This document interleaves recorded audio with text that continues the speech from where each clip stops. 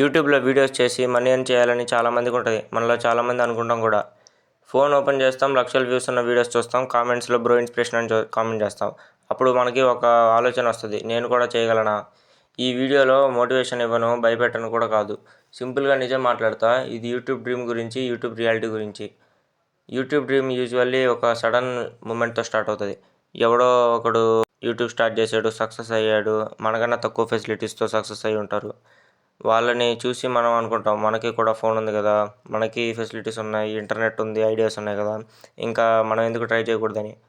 ఈ థాట్లో తప్పులేదు. యాక్చువల్లీ ఇదే ఎదిగే గుణం.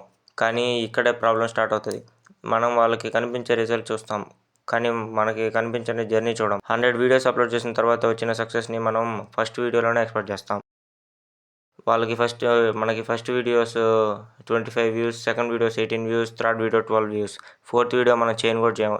ఈ స్టేజ్లోనే ఒక వాయిస్ మైండ్లో స్టార్ట్ అవుతుంది, ఇది మన వాళ్ళు కాదు, మనం స్పెషల్ కాదు, టైం వేస్ట్ చేస్తున్నామని. యాక్చువల్లీ ప్రాబ్లం టాలెంట్ కాదు, ప్రాబ్లం ఎక్స్పెక్టేషన్స్. మనం యూట్యూబ్ని జాబ్ లాగా చూస్తాం, కానీ యూట్యూబ్ నేను స్టూడెంట్ లాగా ట్రీట్ చేస్తుంది. నువ్వు నేర్చుకోవాలి, పడాలి, మళ్ళీ లేవాలి. మిడిల్ క్లాస్లో పుట్టిన వాళ్ళకి డ్రీమ్ అంటే లగ్జరీ, పేరెంట్స్కి సెక్యూరిటీ ఇంపార్టెంట్, మనకి సాటిస్ఫాక్షన్ ఇంపార్టెంట్.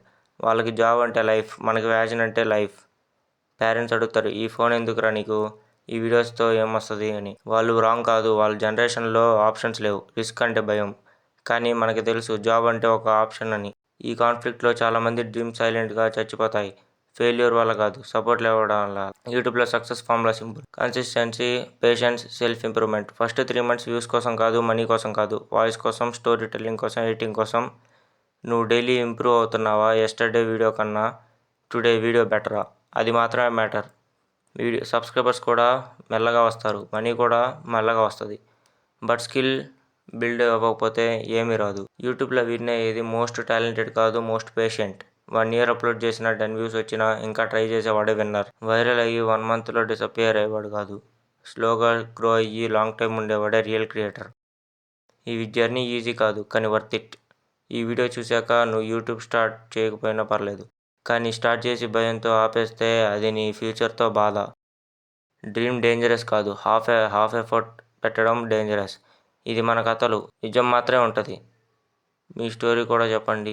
ఈ జర్నీలో మీరు ఒక్కలే కాదు. Like, share and subscribe.